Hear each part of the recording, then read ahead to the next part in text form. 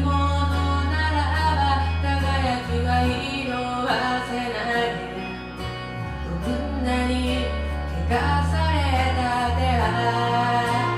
消えた息を取ること平気じゃない悲しきを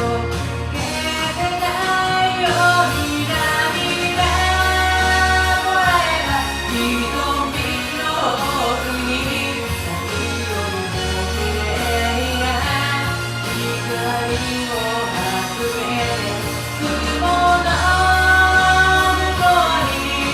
歩いてゆこう。雨の後には虹がかかる。耳すませば聞こえてること捨てたもんじゃないけそっと心がしかこの戻って誇りを叩けば君にも見えるはず。今日は昨日とは違う